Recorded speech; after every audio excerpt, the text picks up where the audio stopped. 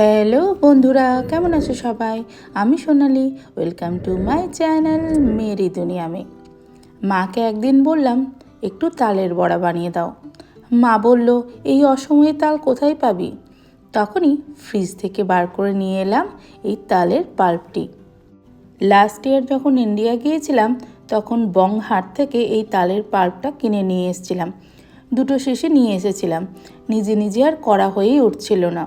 কোনো দিন আমি অবশ্য তালের বড়া নিজে করিনি, মা করেছে, খেয়েছি। তাই বাবা মা আসতেই অনেক দিন ধরে বলছিলাম যে এইটা একদিন করে ফেলো। তাই আজ সেই তালের বড়া মায়ের কাছ থেকে শিখে নেব আর তোমাদেরকেও দেখিয়ে দেব। দারুণ হয়েছিল এই তালের পাল্প দিয়ে তালের বড়া। একটা শিশিতে ছিল 200 গ্রাম করে। 400 গ্রামের তালের পাল্প নিয়ে নিয়েছি, সামান্য নুন, মৌরি আর একটু চিনি। সবাই তোমরা জানো যে একটু তেতো ভাব থাকে তালের মধ্যে। মা সেটা টেস্ট করে বারবার একটু একটু করে চিনি মেশাচ্ছিল।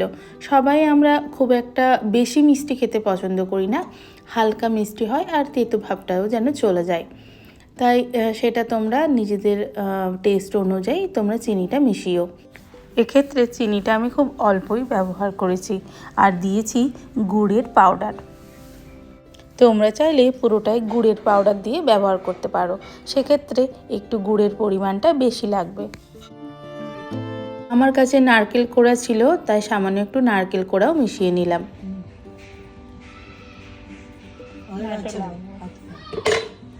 যেহেতু চাল গুঁড়ি আর একটু আটা মিক্স করব, তাই মা বললো আর একটু নুন দে, তাই আর একটু স্বাদ মতো নুন মিশিয়ে দিলাম।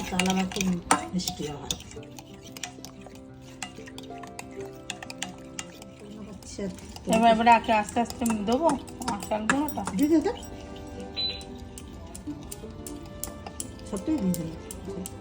তুমি আস্তে আস্তে মেশাও আর আমি দিতে থাকি।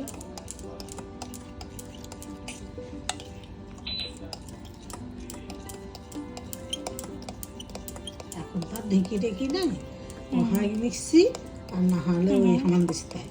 তো বৌমার মাই চাল গুঁড়োটা কোথায় দিলে? বৌমার মা করে দিয়ে আসছি। এখানে অনেক রকম প্যাকেটের চাল গুঁড়ি পাওয়া গেলেও সেই দেশি চাল গুঁড়ির পিঠের মতো ঠিকঠাক স্বাদ হয় না, আর অনেক তাড়াতাড়ি শক্তও হয়ে যায়। তাই মায়ের চাল গুঁড়োটা ইন্ডিয়া থেকেই নিয়ে এসেছে, আর বৌদির মা গ্রামের বাড়ি থেকে এটা করে আমাদের জন্য পাঠিয়েছিলেন। নিজে হাতে আমি কখনোই তালের বড়া এর আগে বানাইনি, তাই আমার কোনো আন্দাজাই নেই কেমন করে করব। তাই মা এসেছিল বলে আমার শেখাও হলো আর তাল বড়াটা খাওয়াও হলো। এই যে দেখছো বারবার একটু একটু করে মেশাচ্ছি, যতক্ষণ ওই থিকনেসটা না আসে ততক্ষণ এইভাবেই মিশিয়ে যেতে হবে। আটা কিন্তু এখানে আমি খুবই অল্পই ব্যবহার করেছি।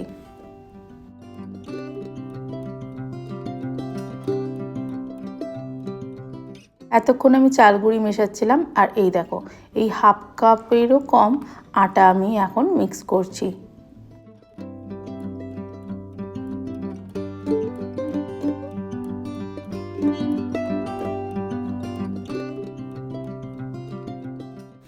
দুবাইয়ে এখনও কোথাও তাল পাওয়া যায় বলে আমি সেরকমভাবে দেখতে পাইনি। আর তাল যদি পাওয়াও যায়, তাকে নিয়ে এসে তালমারিটা বের করা সেটাও কিন্তু বেশ কষ্টসাধ্য। তাই আমার মতো যারা তোমরা তালের বড়া খেতে ভালোবাসো, তারা কিন্তু এই ধরনের তালের পাল্পটা কিন্তু অবশ্যই ট্রাই করে দেখো। দারুণ তালের বড়া হয়। এখানে আমি সাদা তেল ব্যবহার করেছি। সাদা তেলটা দিয়ে বেশ ভালো করে গরম করে এখন গ্যাসটা একটু কমিয়ে দিয়েছি, না হলে আবার বেশি বাড়ানো থাকলে কিন্তু তাল বড়া তাড়াতাড়ি ওপরটা লাল হয়ে যাবে আর ভেতরে কিন্তু কাঁচা থেকে যাবে।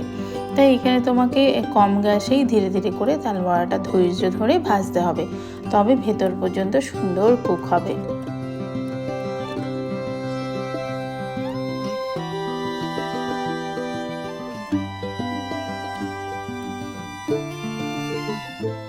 এই দেখো টিস্যু পেপার নিয়ে নিয়েছি একটা প্লেটের ওপরে, যাতে এক্সট্রা তেলটা পড়ে যায়।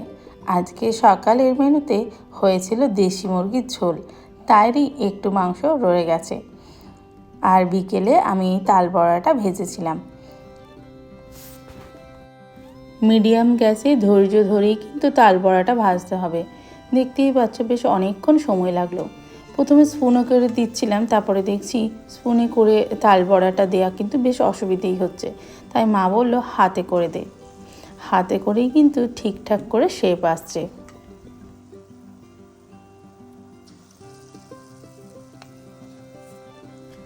বেশ অনেকগুলোই তাল বড়া হয়েছিল।